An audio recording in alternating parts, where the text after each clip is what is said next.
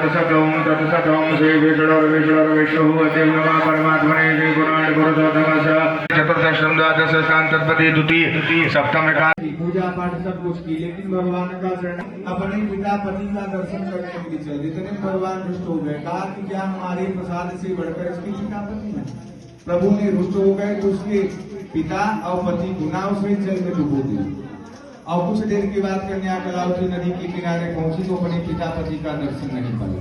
बड़े जोर से विलाप करने लगी, रुदन करने लगी कि हे प्रभु त्राहिमाम पाहिमाम, हमारे अपराध को क्षमा कीजिए। मैं अपने ईश्वरीय संपदा के अनुसार आपका व्रत तथा पूजन करूंगी। हे प्रभु हमारे अपराध को क्षमा कीजिए।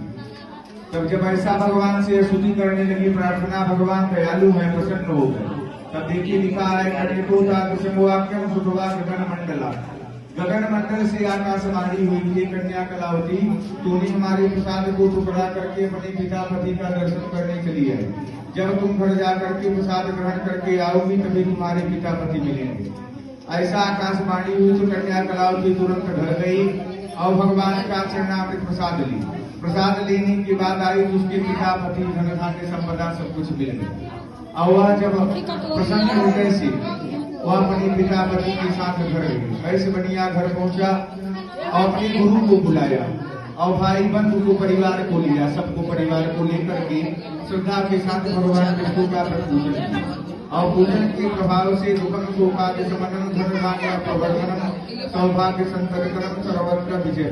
वह वैश्य बनिया का सब दुख दूर हो पूर्ण हो गया।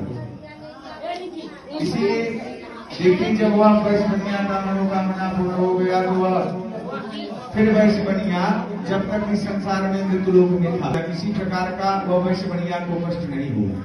सब प्रभु सत्यनारायण स्वामी सब मनोकामना पूर्ण कर दिए, दुख दूर कर दिए। और जब तक इस संसार में वह वैश्य बनिया था तब तक राज्य किया, सुख भोग किया। और मरने के बाद वह वैश्य बनिया को मोक्ष हो गया वैकुंठ, क्योंकि भगवान विष्णु मोक्ष के दाता वह अपने भक्त को मोक्ष दे दे, वैकुंठ दे। यही कथा सूर्य जी महाराज नैमिषारण्य जंगल में 88,000 ऋषियों को यह चौथी अध्याय की कथा को सुनाते पुरानी सेवा करने से सत्यनारायण सत्यनाथ सत्यदेव भगवान की जय, विष्णु भगवान की जय।